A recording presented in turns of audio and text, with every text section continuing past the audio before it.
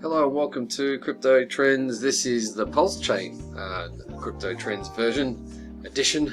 This is a 7-day report. It's a weekly report. We're not using the weekly chart. We're using a weekly time frame, a 1 week time frame to be more specifics, or a 7-day. It basically it kicks off in my time frame, midweek, whereas the start of the week is where the usual weekly candle would open or close.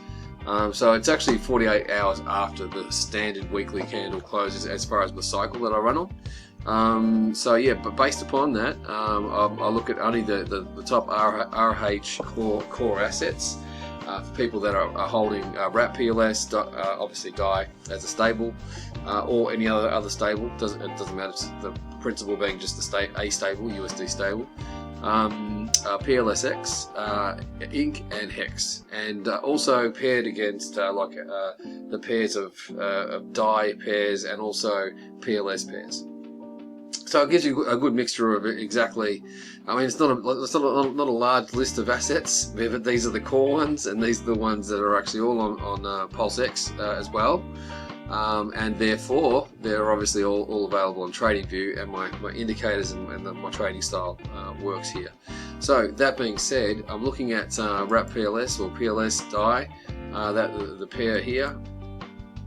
At the moment we've got basically I've got a short indication, so like if you were shorting, let me break this video down into two areas. One is if you're trading spot. If you're holding stuff in your wallet, you're not involved in any protocols, you're not providing liquidity, you would look at wrap PLS and DAI on a weekly basis, and you would see this happening. So basically PLS is going down, okay? So from that basis, you would not hold PLS, you would actually hold DAI. Therefore, if you're holding DAI, the only pairs, you wouldn't look at PLS pairs, you'd look at DAI pairs, and you'd have a look here and see if anything is actually worth holding on a weekly scale versus your DAI that you're holding. That being the case, probably within a week or so, if this remains green, I'm going to be able to recommend to you to buy PLSX, because it's actually starting to sort of curve around. There is a current short, and I would wait until probably this time next week. I'll send you out an alert if there's a buy. And as per usual, if I get any sells that we're currently, of anything we're currently holding, I'll certainly let you know via the subscriber chat below, which is my way of shooting a one sentence little message to you via email. INC token is, it looks like it's trying to correct. It is a current short. It's been a short. I've had a short indication since the 23rd of December. And then we've got HEX, and HEX is actually still probably, it's not even trying to turn green here, but it is actually, the momentum to the downside is slowing, and it's still got a current short since the 23rd of December. So that's basically the wrap up. Is if you're holding spot or holding the assets in your own wallet, you would basically just hold DAI. there's no reason to change into PLSX or INC or HEX at the moment. And obviously PLS itself is not performing either. So yeah, I'll bring this up on the screen. Where are we? Oh gosh, come here. What's going on? Right. So this is where we sit. 100% DAI, nothing else, and that's basically where my portfolio sits if you're trading spot. Now, for those people that have the ability to go long or go short, that's going to be a different story. I can actually put a direction and an indicator as far as what's current as far as a short or a long on leverage markets.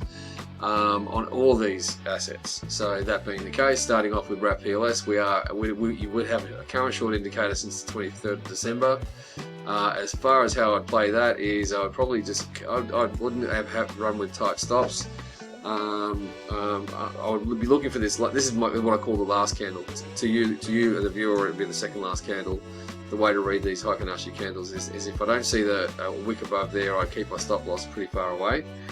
And wait for what the resolution, what's happening. There's no need to run with a close stop loss here. So that's definitely a short. So I'm just going to mark that as red. PLS X versus die. That is still a current short. Again, that last candle I ignore because there's no data in it. There's like, we're missing about 7 days worth of data. That's only about like 3 hours worth out of a week. So this one here is the main one. I would have a stop loss set up here at this level here. Sorry, I'll just flip back to the first one here. Just take note. That is the amounts. What is it? 1, 2, 3, 4 zeros, 8, 0, 5, 0 is the stop loss level. PLSX, you can see it on screen here. I'll just make it a little bit bigger because the numbers are pretty small. That is your stop loss level. There's no need to go any closer just yet. I know it is turning around, but if you are short, that is still a current short. So I would actually mark that one red. Ink. Ink is still a current short. I would have. I would not move that any closer. If I was trading this from back here, I would have had I would have shorted it from there before the indicator came in, and I'm waiting for a resolution here, or maybe some price indecision, and then I'll move the stock down on a weekly basis. So that's short. Hex versus die, and again, there's no need to have a close stop loss on there. That's the price that I would have my stop loss set at.